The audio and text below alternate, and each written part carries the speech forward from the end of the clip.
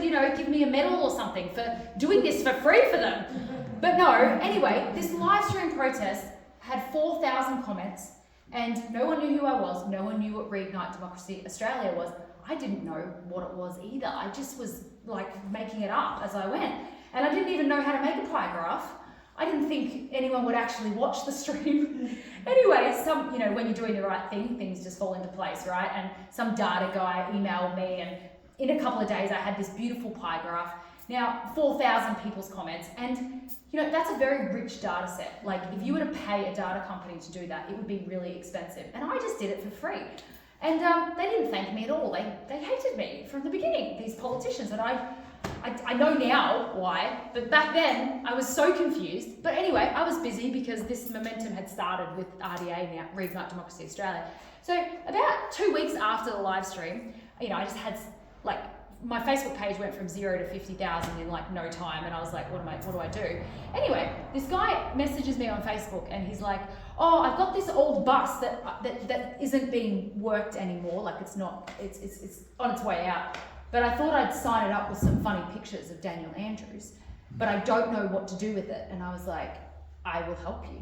And anyway, so this bus, imagine it's, as long as this room, a big bus, yeah? And on either side of the bus was a big picture of Daniel Andrews, ugly face, and he has big ears, but on the bus he had even bigger ears just to mock him. And he was doing this, right? So he's not listening to the people, that was the message. Big ears, and then the words was "Sack Dan Andrews," which became a really popular hashtag, right? Anyway, so I was a citizen journalist, which I had been doing years before this, which was great for my cover-up, right? And I decided the bus was my taxi driver to my jobs. So I was driving around in this bus, and there's nothing they could do about it. And it was fun. It was really fun because, when you are dealing with a narcissist like Jacinda Ardern or Daniel Andrews, they really hate being mocked, And I didn't realise this at the time. I didn't realise what trouble I was creating. I was just having fun. I wasn't thinking anything through, yeah? And people were stopping with the bus, taking selfies, and it was a lot of fun. But the bus lasted 4 days because the police kept following us, setting up roadblocks. They would even park buses next to the bus so you couldn't see it. They would drug and alcohol test the driver every couple of hours, stop me and get my ID every couple of hours when they knew exactly who I was, because they did it 2 hours ago. And it's funny because when you're trying to take attention away from something, but you send 3 cops with sirens to follow it, it just gives more attention to the bus. And I thought it was hilarious. Whoever their advisors are really don't know that ignoring is actually the best way to get people less attention. But anyway, the last day that we had the bus, there was a protest planned, and this was the first big protest that people now had the guts to go to. We knew we weren't killing grandma, yeah? And we were no longer scared of the rules, yeah? It was the first big one. It was amazing. Anyway, I knew that they would stop the bus from getting there. So we got there at 3:30 in the morning and parked exactly in the middle where we wanted to be. And there's nothing they could do. The bus was there for 7 hours. It did its job. No, more than that, probably 9 hours. But they sent an expert, the bad kind, to find something wrong with the bus, to put a pig sticker on it, yeah? Anyway, it took them an hour. They had little cameras and they were looking under the bus and over the bus. And it took them 2 hours or an hour and a half to find that 2 of the seat belts had a little bit of material coming off. Yeah, so dangerous. Anyway, the bus got decommissioned with a pink sticker and it had to go home or go wherever. Anyway, I never heard from the guy again because they went to his business and they tried to cause a whole lot of trouble for him. Anyway, 3 days later, there was another protest because, we had nothing else to do but protest, really, at this time in our lives.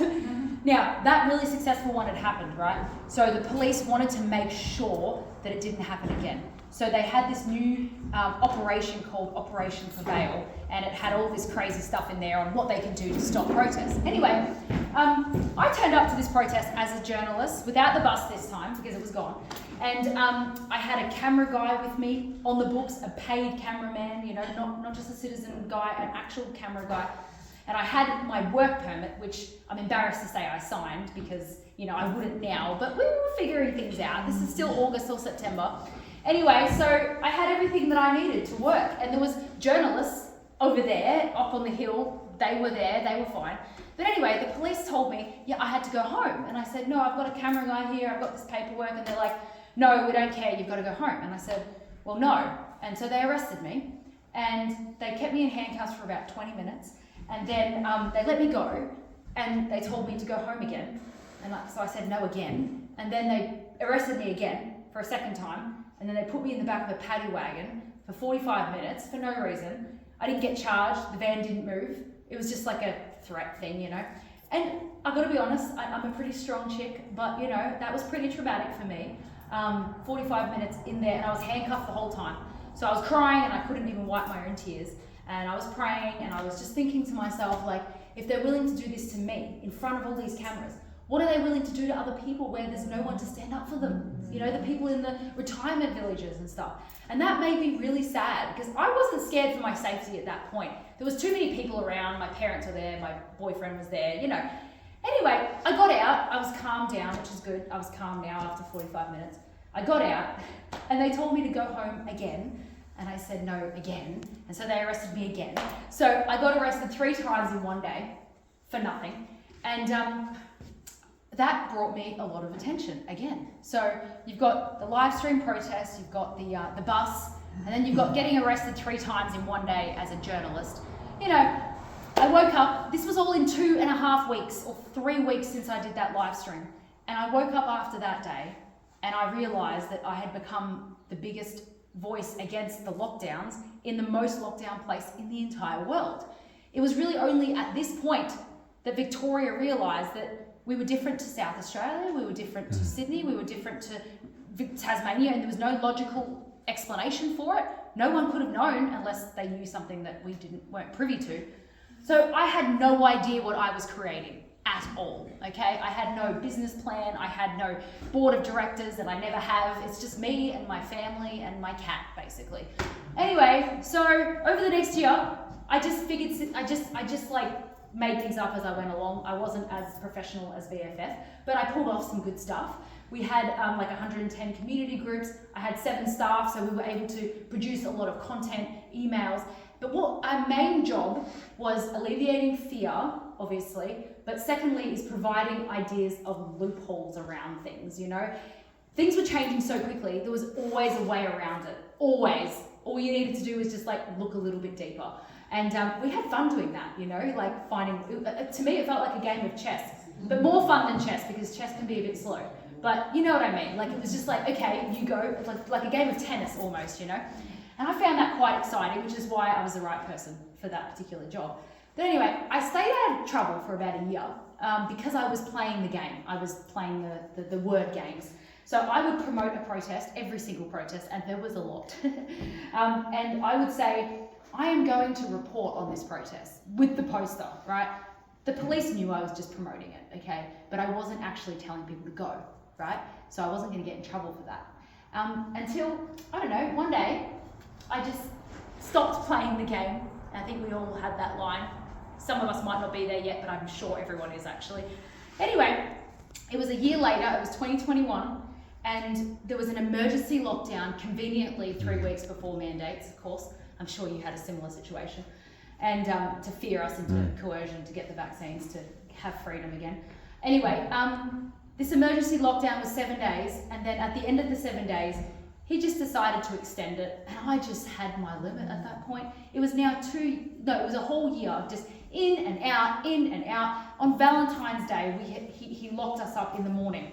So all the restaurants had sold out all their tables, all the flower shops, closed, everything, you know? That was just a mental game, you know? Anyway, so we just had enough. So I promoted a protest poster, and instead of saying what I would usually say, I just said, I am going to this protest and so should you.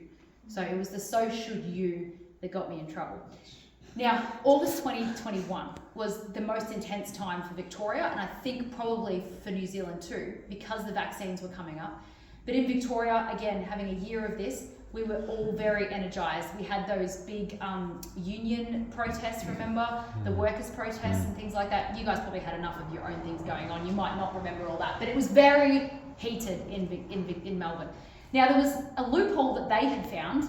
Good on them. We were all doing that. the police had found a loophole to criminally charge people like me for inciting people to break summary offences. So offences that only have a fine attached as a punishment.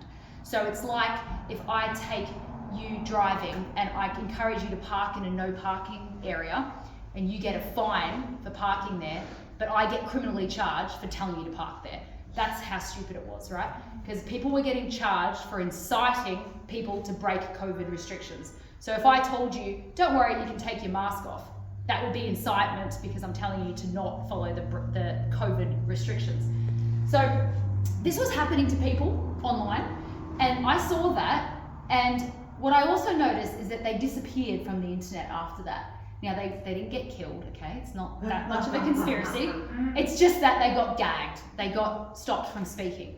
Now, I didn't really know what was happening, but I remember noticing that. And so, around that time, I had a dream about getting charged for incitement because it was happening to other people, so it's a pretty realistic dream to have, you know? Getting charged with incitement, being given bail conditions that are so ridiculous I can't sign them, going to jail, and it worked out okay in my dream, is what I mean. So when I woke up from this dream, it was so vivid to me that I told my boyfriend, hey, just so you know, if I get charged with incitement, I want you to be prepared that I'm not going to sign the bail conditions if they try to shut me up. And he said, but then you'll go to prison. And I said, I don't think they would do that to me, but I'm just telling you, I'm not going to sign them. And then 2.5 or 3 days later, I got arrested for incitement, and exactly this happened. Now, it's really interesting because in the dream, I don't know how I saw this, but I felt when I woke up that I had done the right thing. Like, I felt really good about myself, you know. I woke up and I was like, yeah, that was worth it, you know. There was something about the dream that made me feel satisfied with myself.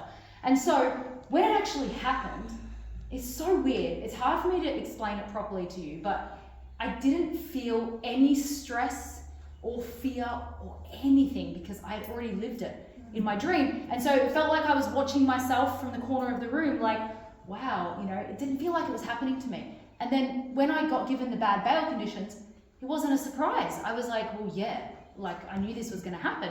And obviously I'll explain to you what they are. My lawyer said to me,